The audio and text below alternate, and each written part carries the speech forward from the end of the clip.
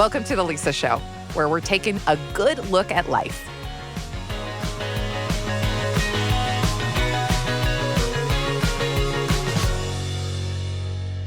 Just like our physical appearance naturally changes over time, so should our expressions of physical self-care. I think sometimes we get so locked into how we've always done things that we are a little bit hesitant to change.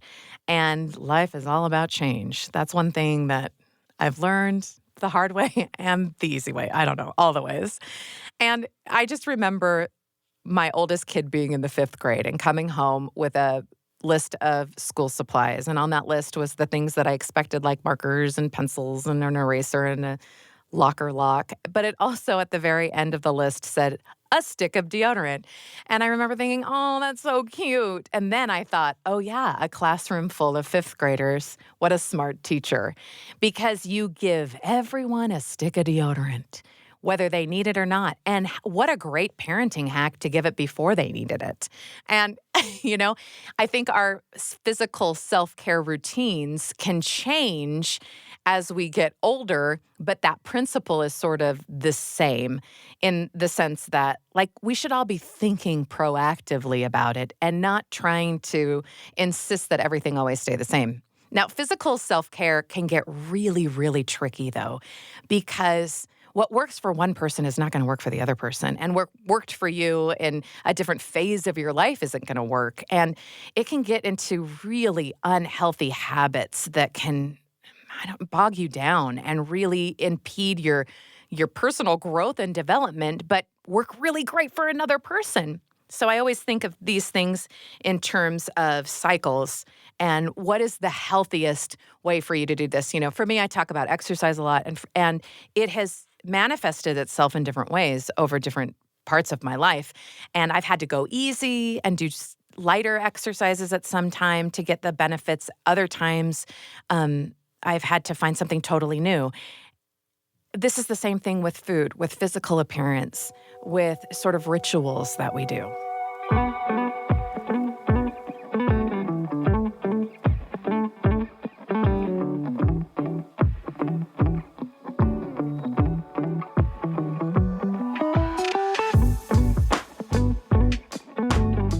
I'm here with Katie Bressack, and she's a nutrition and wellness expert and has really spent a lot of time not only practicing what she preaches, but like really helping people internalize it. Thank you for your time, Katie.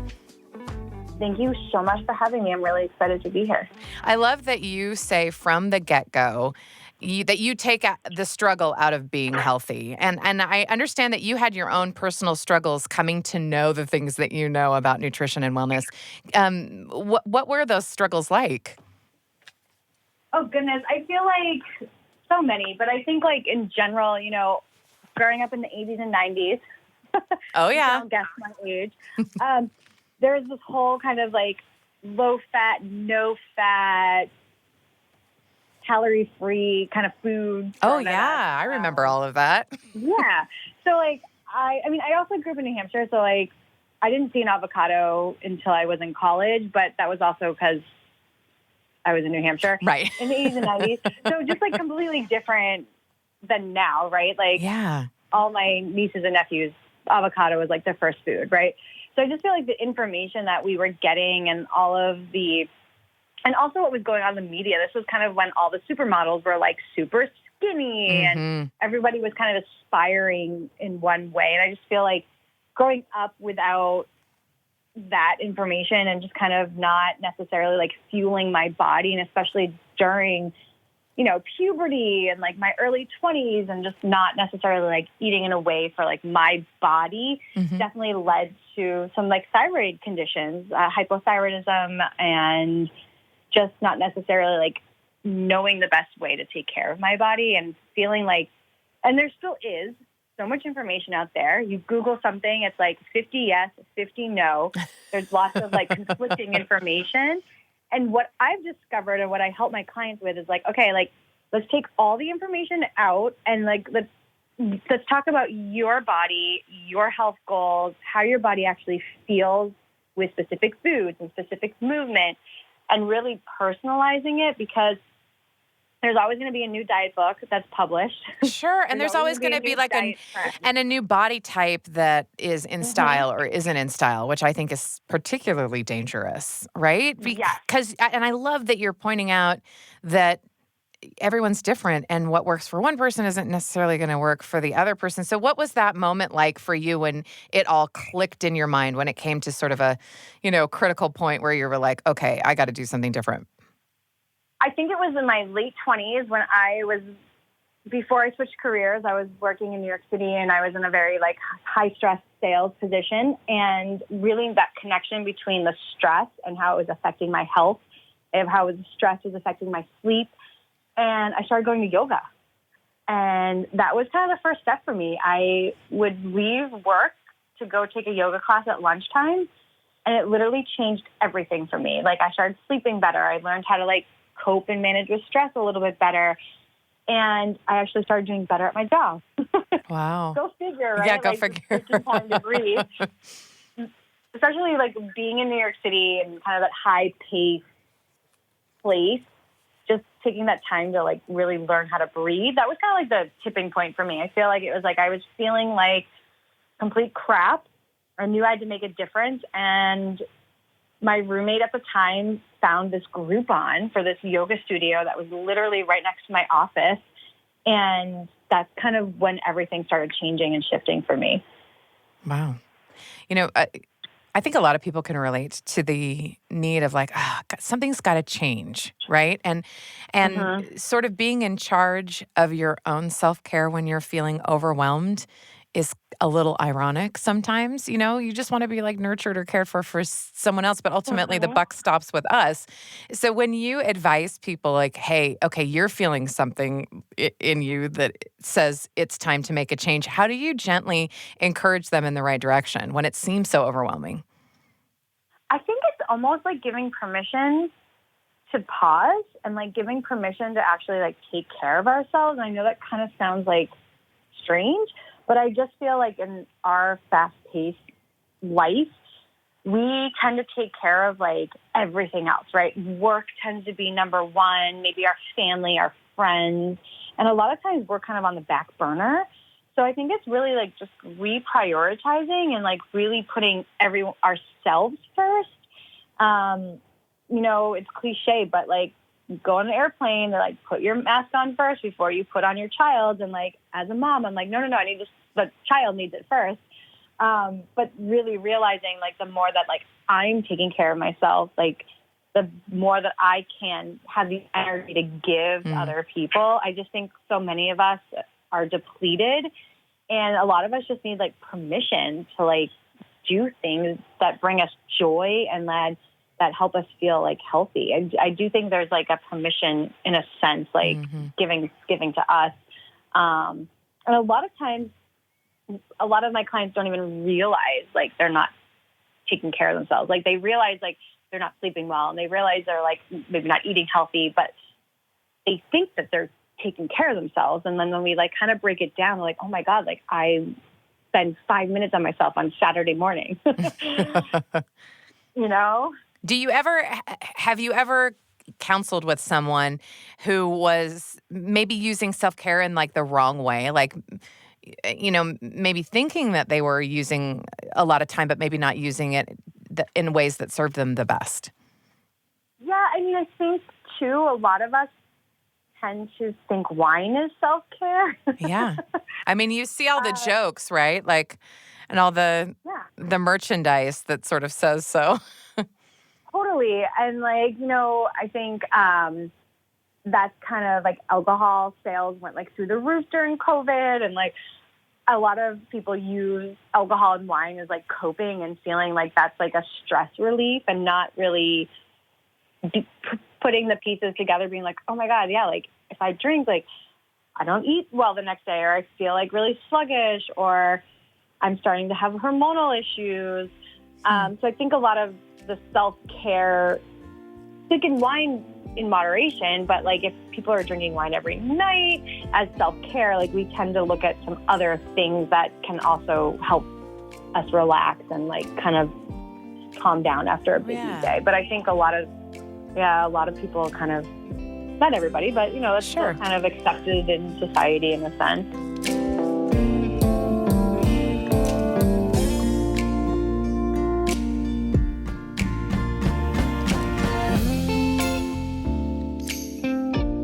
I find a lot of inspiration in how other people express like self-care in different ways because it's almost as if it gives me permission to do my weird things that I feel like really fill my cup. And so Hmm. I'm curious as to how you feel now and how you take care of yourself and how you nurture yourself with all of the information that you've learned over the years.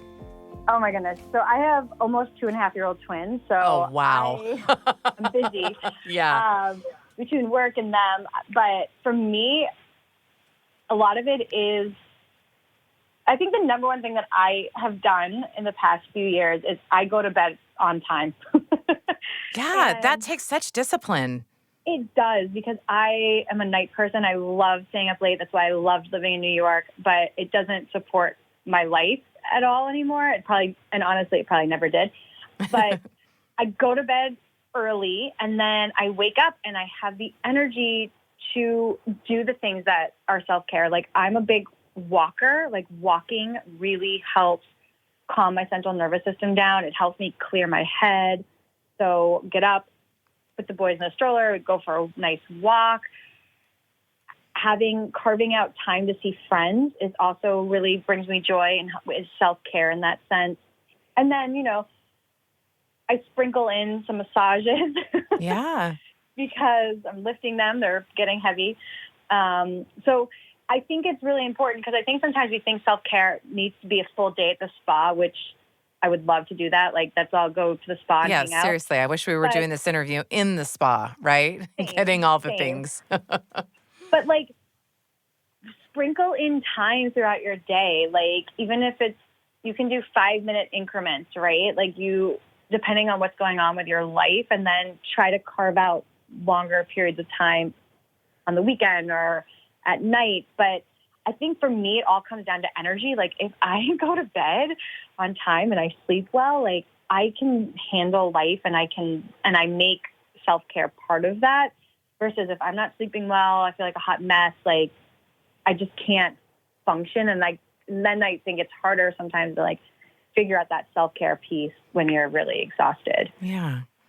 I to those women to those women and men who think, yeah, it must be nice, or haven't really quite figured it out. Based on your work and the things that you've seen, how do you help motivate people to make bigger changes, so that they really are nurturing themselves? Yeah. I really honestly feel like it's when you start making really small changes and you notice, oh, I have more energy. Oh, I'm like not super bloated. Mhm. Oh, I feel like I'm being kinder to myself. That's the motivation in itself. It's like making a small change, like, let's eat some more vegetables or drink more water or whatever it is that we kind of come up with.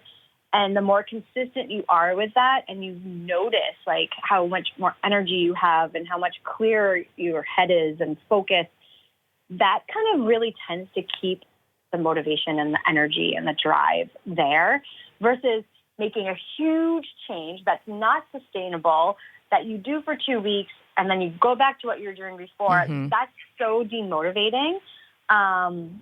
And I think a lot of us get caught up in that cycle. Like, I'm going to do a 3-day cleanse, or I'm going to do Whole30 or whatever it is for a specific period of time. And I'm all about really like small, realistic, sustainable changes, because that's what I did with my health when I started really making it a priority and really making changes. I was like, okay, let's do some small shifts. And then over time, it becomes your habit. And I don't even think of my walks as like something I have to do. It's like something that like is enjoyable and that like helps my body. But Mhm. maybe I'm trying to remember way back when I started like doing that. Like, maybe I was like, oh, I have to do this. But now I'm like, oh, I get to do this.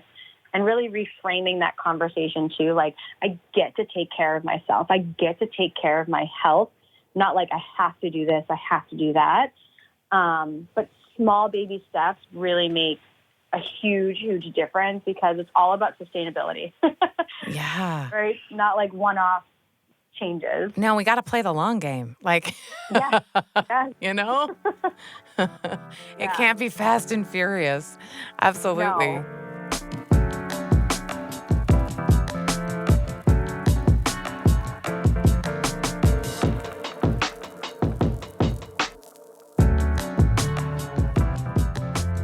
Well, just to kind of round it out, your nutrition, your, sort of the overall wellness, what is the message that you feel like you are really trying to get out that people need the most? Oh my goodness, so many. But I think in terms of like self-care and health, like Yeah. is really think about how you want to feel, right? Like I think so much of the time we're focused on how we want to maybe look or what we want to eat. But I really always ask my clients, like, how do you want to feel? Like, is it energy? Is it joy? And I think when we have that feeling rather than like the outcome, like very specific, how do I explain it? Like just like that outcome, like numbers and things like that. When we know how we want to feel, like my goal always is like have energy so I can like do the things that I love to do. And whenever I start not having that energy, I pause and I'm like, oh, Katie, get to bed earlier. Yeah. I always how to change those. Yeah. Yeah, but I really do think it's like really kind of coming back to like how do you want to feel and that focus, because I think that's such a huge motivational piece of the puzzle that we tend to not put into when we're thinking about changing our health and our wellness. Yeah, absolutely. Oh, Katie Bressack, thank you so much for your time. This has been really informative. And it's just a great reminder, like it's just an encourager of just like that motivation to do those small things and really focusing on the feeling instead of, other maybe more superficial outputs. Yeah, because you'll get to where you want to go, Yeah, and you know what? Your body's going to change over your life, too. Like, you have control over so few things. So just focus on what you can control, not what you can't. The Lisa Show is a production of BYU Radio. It's hosted by Lisa Valentine Clark and produced by McKay Menden and Becca Hurley, with help from Kaya Dibb, and music and post-production by Sam Clausen. If you like the show, please leave us a rating on Apple Podcasts and Spotify. And we would love to hear your questions and suggestions. Reach out to us on Instagram and Facebook.